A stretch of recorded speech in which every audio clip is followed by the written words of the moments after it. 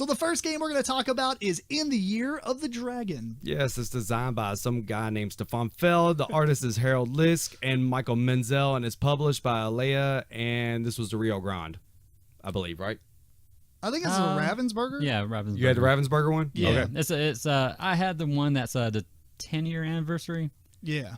Yeah. So we were late to the game on this game, Yeah. but it is a Stefan Feld game, so I was totally interested in this.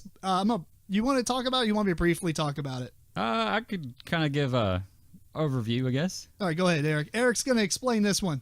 So in this game, you take on the role of a Chinese prince, or I guess princess, and you're calling on assistants of different professions in order to get through these events, most of them being bad. The player who survives these difficult times will be get the most victory points and win the game at the end. So you start off with 11 cards. 9 of them are going to be different professions, and then you have 2 that are going to be wild cards. Then you're going to start off with 2 different palaces. Each palace has 2 floors. And how these palaces work is you can have up to 3 floors, and each floor can hold 1 person. We're totally going live. Oh. No, And then you also start with 6 money or 6 yuan. I guess that's the Chinese currency. I'm doing Instagram story, Eric. Keep talking. Cool. He's talking about In the Year of the Dragon. Here we go. And then so you start the game off. Like I said, there's different professions that you can put into your palaces. They would they all put you up on this person track. And what this person track does is it determines who's first player. Whoever is highest on the person track gets to be first player, and that's pretty important in this game. They have younger persons and older persons that are masters. The younger ones are going to give you get you higher up on this person track, and the older ones are going to give you more symbols. These symbols give you access to better actions, or also they might mitigate some events that come up. So you play through 12 rounds. Each round ends with an event, and then there's 4 phases in each round. There's 7 action cards. The first round you're going to do actions. You split them up between depending on how many players you have. So if you have 4 players, you're going to split them up 2, 2, 2, and 1. After that, whoever's highest on the person track gets to choose one of those groups of actions, complete that action, and then the second player, they're going to do that as well. They can choose a different group, or they can choose a group that has been taken previously, but you have to pay 3 money in order to take that action. Or you can forego taking an action and take $3 or 3 money. So the actions are... I totally forgot. I didn't even know that was an I was going to say, I don't remember that. I think you did explain it, but I don't think I ever remember it. I might have done that a time or two if I would have known that. Yeah. All right, here's an idea, 10th anniversary edition, just to interrupt Eric. Let's print that on the board. It would be nice. There's plenty of space to print that somewhere. And then you could you could print it off to the side because they have that like reputation track or whatever surrounding all the tokens. Yeah. And then to the right, there's like a bunch of blank space. Just put it there, and then that's where you can put your bidding token if you want to take that action. Mm-hmm. Well, anyway. So the actions are you can do taxes. You get 2 money. You also get 3 money for every accountant, I guess, that you have. Just in the interest of time, just to shorten this, basically the actions have a symbol. The symbol relates to one of the events, and you're going to get tokens or whatever equal to that symbol plus the guys that you have. Yeah, you're going to either build, you're going to harvest rice, you're going to get fireworks, you're going to go make a military parade to go up on the person's track, you're going to research books to get your VP, or you can buy these privileges that you get VP every round. After that phase, you go into a person's phase, which starting with the first player or highest on the person track is going to play a character card, play a character card. They're going to either choose a younger... Well, everybody puts them down at the same time, right? Actually, I taught you guys wrong. Whoa! Oh. Whoa! So starting with the first player, this is how it's actually supposed to go. We could go in that in a second. So starting with the first player, you put down completely changes the game, Eric. Yes, it does. It doesn't change it completely. Completely. No, your decision making would be totally different. It is. It's going to be a different. It's going to be a different playthrough next round. Well, it'll be Next interesting time. because we'll talk about this after he finishes. Yeah. His So rules thing. starting with the player highest on the person track, you're going to play a character card. With that character card, you are either going to choose.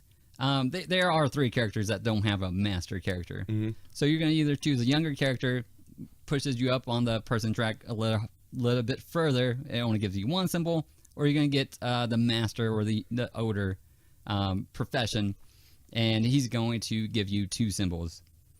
After everybody's done that, you go to the event stage, and there's 6 different events. Each event happens twice in the game. The first 2 events are peace, nothing happens, but after that, they are going to be imperial tributes, which you have to pay for gold, or for money, or for yuan, I guess. For everyone you can't pay, you have to lose a guy. There's going to be drought. You have to feed every one of your palaces. The ones that you can't feed, you have to lose a guy. There is going to be the Dragon Firework Festival. Whoever has the most fireworks is going to get 6 points. Second most gets 3. There's going to be the Mongol invasion. You get VP for every helmet that you have. Whoever has the least has to lose a guy. And there's going to be contagion. Everybody has to lose 3 guys unless you have these doctors that give you these mortar and pestle symbols. For each one of those you lose 1 less. After that event phase is over, you go into a decay phase kind of thing. If you don't have anybody in a palace, you lose a floor of a palace, and then you go to scoring. Scoring is 1 victory point per palace that you have, 1 for every court lady that you have, and then 1 for every privilege that you have. Then at the end of the game, you go to the final scoring. You get 2 VP per tile, or per person that you have. Monks give you monk symbols times how many floors, and then you get 3 money per... 1 victory point per 3 money. Whoever has the most wins the game. So if you didn't get the actual progression of the game, basically these events are randomized, and you're trying to kind of be like the first come first serve to make yourself have enough for when that event comes up. You're in first place, or you're at least not in last. And so you're trying to stay ahead of the curve every time the event comes up. Yeah, you're trying to mitigate as much as you can. Right. You can't mitigate it all, obviously, unless you're just straight up, You efficient. do really well, right? Wow. But, I said wow. Wow. If you do. Right. So, let's talk about that. Let's talk about the thing that Eric was just bringing up about the, it does change the game as far as we thought with the way we're playing it, where you're playing the cards face down and then everybody reveals, and then starting with the first player and going on, they get to take what they pick. So the problem with that is if there was only 1 token left of a character, the players going last didn't necessarily want to pick it that round because it may have, been a card somebody else put down. Yeah, how we played it, you kind of had to determine on, what everybody in front of you is going to do and counterplay it. Although I'll say it probably wouldn't have been a big deal, or at least in my perspective. Matt may have a different one, just because you only have 1 of every card anyway. So, for instance, there was only 1 time I wanted to get the rice guy that gives me food, but I knew that both of you all had already played your rice collector card and both your wilds. Well, actually, the next to last round, I remember I picked a card the same as Eric, and he took something I couldn't get. So I would have possibly just played that card last and let it be a throwaway card. I see. Yeah. Well, yeah. So I mean, I don't think it. I think it changes it, but I don't think it dramatically changes it. Right. But I guess in that playthrough, maybe not. I don't know, because every misstep in this game brutalizes you. That's true. Now this was late game, so it wouldn't have been that detrimental to me. But if that would have happened earlier, it could have snowballed on you kind of hard. So there might have been instances where we just don't remember, but I specifically do remember next to last round that happening. So okay, well, I don't know. I think it makes a big difference. All right, we'll definitely have to play it again. Yeah, we'll definitely have to play it again. I don't think it'll change much of our overall opinion of the game. But Matt, you want to go first? Yeah. Wait. Eric, you tell us what you think. Yeah. Let's start with Eric. Okay. Let's start with Eric. Well, mine's going to be a little different than these guys probably, but But I overall enjoyed it. I played it 2 players. It was okay with 2. I didn't prefer it, but 3 players it did open up a little bit more. I don't know how I like it with 4 and 5 because, if you had to go 4 or 5th place because you were lower on the person track, the things you can do are so limited. Yeah. That would make money important because it does at least give you an out. Mm-hmm. If you pay $3, it costs you a victory point, but at least you can do something worthwhile that round. Yeah. And you're only playing 12 rounds, so every action kind of is needed. Agreed. It's kind of like, it's almost like an Agricola where you need to do everything, but you can't do all of it. That's exactly what I thought. Yeah. And then going on to the punishing side of this game, one kind of misstep can cost you the game, and it can hurt you. Like, if you don't get money in time, and you're like, I'll get that next round. You can't. You need to plan ahead, but you also, if you do that misstep and you miss, getting that money before you have to pay that tribute. If you lose 4 guys, that's really going to hurt you. Oh, yeah. Yeah, especially since the guys at the end of the game, they add up to be victory points. I know one misstep I did was I completely forgot to make another building to put more guys in, and it just kind of messed me up. And then I was getting rid of guys to make room for other ones. And there is a point where you just say, screw it, I'm not doing this. Right. I gave up on fireworks and the fighting. Yeah, the Mongol evasions. Yeah, the Mongol evasions, because I wasn't going to be able to do it, so I just got rid of all my warriors. Wasn't worried about it. I didn't do anything with fireworks. I think that's kind of part of the game too. Of course, with more players, you're going to go into, all right, I can't do this and this, but I'm going to focus on these things. Yes. And that's kind of the field kind of game type is, there's a lot of different ways to get victory points. You kind of maybe even have to focus on, certain ways to get your victory points and maybe push off some other ways. Yeah. Keep in mind that when we talk about games in our main topics, this is more of a first impressions of our experiences, because this game is obviously 10 years old, or actually longer than, what year was it? It doesn't really matter. But I got it within the last year, and it was a 10th anniversary. I forgot if I got it this year or last year. Yeah. So it's 10 or 11. So 2007, yeah. So it's 11 years old at this point. People have played the crap out of it. They know all the ins and outs or whatever. This is newbies to this game, let me clarify, as you can see behind us. But, we're talking about first impressions. Obviously, we did one rule wrong, which actually, to be honest with you, is we have a good track record of not really going back and seeing crazy rules that were done wrong. Right. And I only caught it because, reviewing the rule book again, just for preparing for today. Otherwise, I probably would have played that way forever. Oh, that's fair. Anyway, overall, I don't think it changes my overall thought of the game. Because I was literally last place 99. I think I was last on the place person track. On the person track, not VP track. Right. Well, I was going to say, like, I was always last to do anything every round. And because I totally just stopped paying attention to getting the reputation or whatever it's called, the people track. Person, yeah.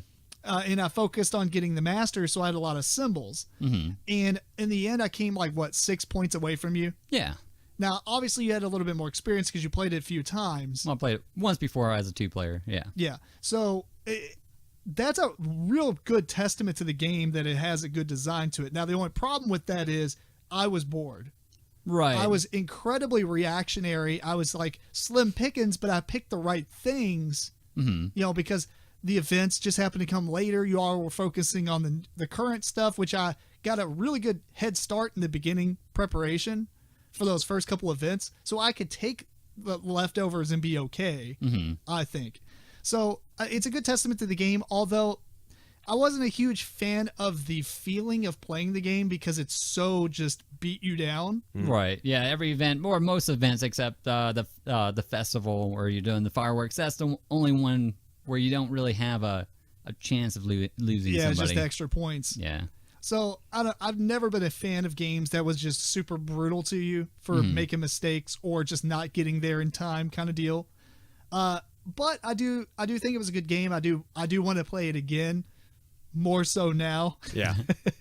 But I don't know. I didn't mind it, but I do think that there's almost too much of an emphasis on going first.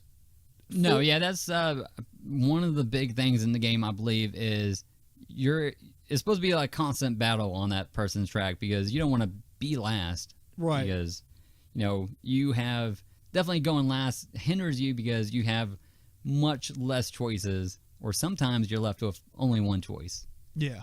But knowing that you can get $3 now, at least maybe you might lose a round maybe, but then it'll give you money maybe on the next round. You could just next round pay you do your whatever way. you want. That actually, now that's losing a turn though to do something like that. So I mean, if you are going last and you're stuck with something that's just not going to help you at all. That's interesting because the actual action is only 2 gold or 2 silver or whatever it is, 2 currency.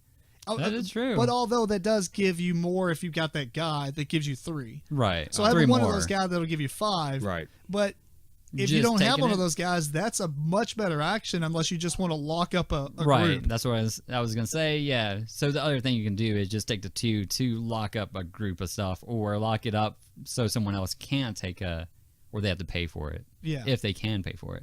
Yeah. And my overall outlook on it, similar to Tim, it is a good design game. I'm not complaining on that. It's just not very fun to play for me. Yeah. And even with having a bad experience, but even if I think I was doing okay, I just, that whole, what am I going to lose this round is just how you feel. Yeah. The whole time you're playing it. But I will, one good thing I will say, it I guess replayability will be high because you never know what that track is going to be. Also, what expansion did we play it with? Did we say we that? played it. It comes with 2 little mini expansions. It was the Great Wall of China. Great Wall expansion. Yeah, I enjoyed that. I thought that was pretty neat. Kind of like a constant, either try and keep up with it or at least not be the lowest because it's detrimental to you. Right. If you're the lowest with the wall. Yeah. Yeah, I thought that was a cool little thing. If it wasn't in the game, I kind of prefer it in the game, even though I haven't played it without it. I did enjoy that part of it. It didn't really make sense for 2 players, but yeah, 3, 4, or 5. Now, was there a card you replaced for the wall, or was it an added card? No, it's an added card. It's just an added card, okay. Right. Yeah. Well, anyway, final thoughts? I mean, you kind of just went over your final thoughts. I pretty much said mine. Eric? It's not my favorite Feld, but oh, no. Yeah. But I did enjoy it more Oracle than 3. Delphi, Amerigo. I mean, it's Trajan. Trajan. Castles of Burgundy. Oh man, he's got so many good games. This is obviously one of his earlier ones, I believe. So, I'm not dissing it or anything, but he definitely found his niche after with that. I think with the point salad idea. Yeah. Not that this game doesn't have point salad. Well, actually, it doesn't. It pretty much doesn't. Well, if you kind of not in the same vein, right? Right. There's obviously different ways to get points. Yeah. But yeah, it's not do this action to get 2 points and do this action to get 3 points. Yeah. Well, anyway, my final thoughts are I'll play it again. I'll probably do even better the next time I play it. I didn't even do bad this time, but overall, the feeling of getting punched in the gut a bunch is just not enjoyable of a game to me. Mm-hmm. I'm not even a big fan of playing games where you get negative penalties all the time. I'd rather just get small point values instead of a large point value. Right. Thought, man, I only gave it 4 points this round instead of 15. I'm looking at you, 5 tribes. Anyway, that's in the Year of the Dragon.